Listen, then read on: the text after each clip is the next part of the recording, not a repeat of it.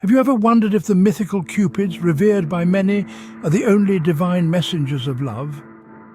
Let's dive into the fascinating world of Greek mythology and unravel the mysteries of Cupid, the god of desire, affection, and erotic love. In the rich tapestry of Greek mythology, Cupid is often depicted as a benevolent figure, a cherub with a bow and arrow, ready to strike the hearts of individuals and kindle the flame of love within them. However, much like the intricate mosaics of ancient Greece, there is more to Cupid than meets the eye. Cupid, or Eros, as he is known in Greek mythology, is not just a harbinger of love, but also a master of deception, capable of leading individuals astray under the guise of love. This dual nature of being both the giver and deceiver of love is what makes Cupid a fascinating deity. The Greek poets and philosophers often depicted Cupid's dual nature in their works.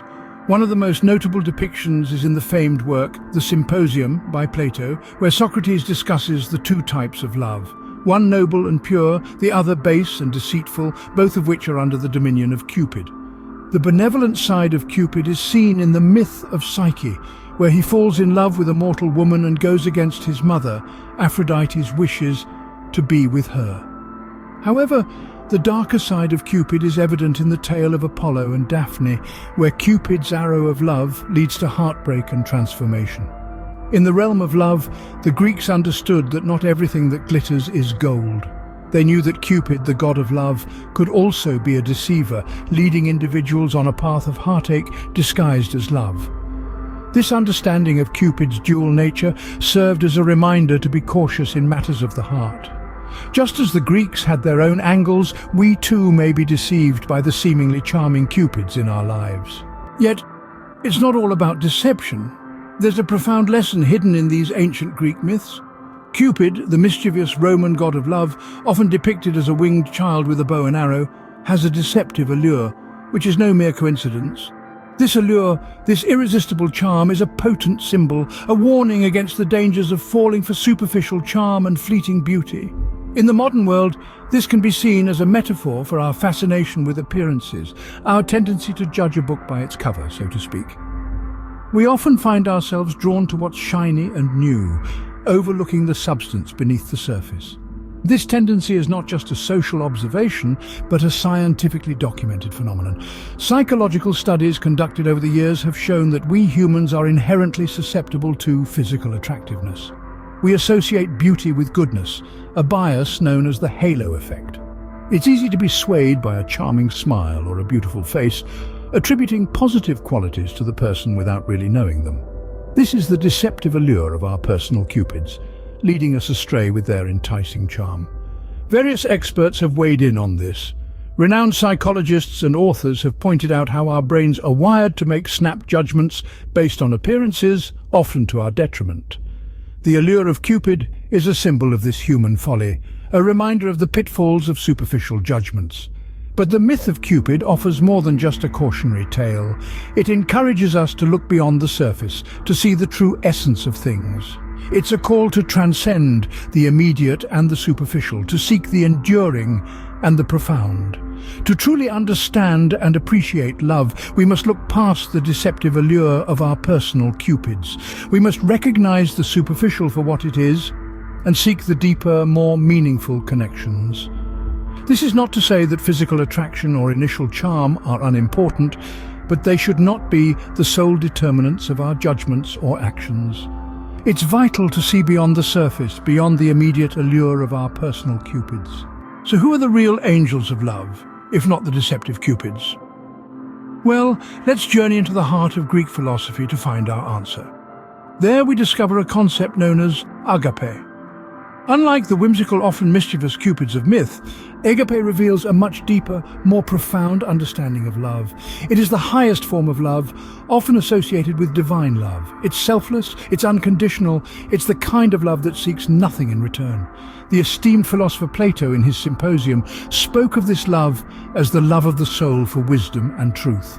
It's a love that transcends the physical, reaching into the very essence of what it means to be human. The teachings of Aristotle, another great pillar of Greek thought, also touch upon this concept. He saw agape as the love that binds people together, that creates harmony and unity. It's not a love sparked by desire or attraction, but by a deep, abiding respect for the other. But perhaps the most powerful expression of agape comes from Christian theology, where it is heralded as the love of God for man and of man for God. It is the love that sees beyond flaws, beyond failings, to the inherent worth of each individual.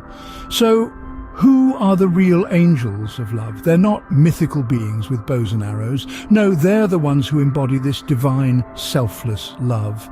They're the ones who love without expecting anything in return.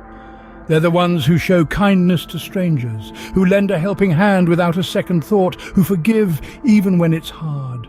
They're the mothers who love their children unconditionally, the friends who stick by your side through thick and thin, the strangers who show unexpected kindness. When we speak of angels, we often imagine beings with wings, glowing with divine light. But perhaps our real angels are much closer to home. They might not have wings, they might not glow, but they carry within them something far more powerful. They carry the power of agape. Remember, our real angels might not have wings or bows, but they carry the power of agape. How can we identify these angels in our lives? This is a question that often crosses our minds. The answer lies in understanding the true essence of love and kindness. To recognize our angels, we need to open our hearts and minds to the subtle signs and signals that embody these virtues. Psychological research and expert opinions suggest that angels manifest themselves through genuine expressions of love. These expressions are not grand gestures or dramatic declarations, but rather they come in the form of small acts of kindness, compassion, and understanding. An angel could be the person who offers a comforting word when you're feeling down, or the one who stands by your side when you're facing a challenge. They are the ones who listen not just with their ears, but with their hearts, acknowledging your feelings and experiences without judgment. Look for signs of selflessness. Angels often put the needs and well-being of others before their own. They give without expecting anything in return, their actions driven by a profound sense of empathy and love. Empathy is another key trait of these angels. They are able to step into your shoes and feel what you feel. They understand your joys, your sorrows, your fears, and your hopes as if they were their own. This deep connection allows them to offer support that's truly meaningful and impactful. Finally, real angels provide unconditional support. They're there for you no matter what. Their love isn't contingent on circumstances or conditions. It's steady, unwavering, and enduring. It's important to remember, though, that angels aren't perfect. They're human, just like us, with their own flaws and weaknesses. But it's their ability to love and care without bounds, despite these imperfections, that makes them truly angelic. As we navigate through life, let's keep our eyes and hearts open for these angels. They may be closer than we think, waiting to shower us with the love and kindness that we all deserve. It's these individuals who show us the true meaning of love, who are our real angels. Having recognized these angels, how do we embrace this power of love? A question that holds the key to a life of joy, peace, and fulfillment. The power of love, as we've learned, is not just a fleeting emotion, but a profound force that can shape our lives and the world around us. To harness this force, we must first nurture it within ourselves. Just as a seed needs soil, water, and sunlight to grow, love needs kindness, empathy, and understanding. It needs us to be present, to listen, to share, and to connect on a genuine level. And when we cultivate these qualities within us, we become a beacon of love, attracting more love into our lives. But love isn't just about receiving, it's equally about giving. It's about reciprocating the love we receive, sharing it with others, and spreading it in the world. When we give love freely, we not only enrich the lives of others, but we also enrich our own. Love, in its truest form, is a cycle of giving and receiving that sustains and nourishes us. The importance of love in our lives is not just philosophical, but also scientific. Studies have shown that love can have a profound impact on our mental and physical health. It can reduce stress, boost our immune system, and increase our lifespan. Love can make us happier, healthier, and more fulfilled. It can transform our lives in ways we can't even imagine. So how do we cultivate such relationships? By being open and vulnerable, by being authentic and true to ourselves, by being patient and understanding, by being compassionate and kind, by being forgiving and accepting, by being there for each other, in good times and in bad. In the end, love is not just about finding the right person, but also about being the right person. It's about becoming someone who can give and receive love freely, someone who can embrace the power of love and let it transform their life. Remember, the Greeks had their angels and so do we. It's time to embrace the real angels of love in our lives.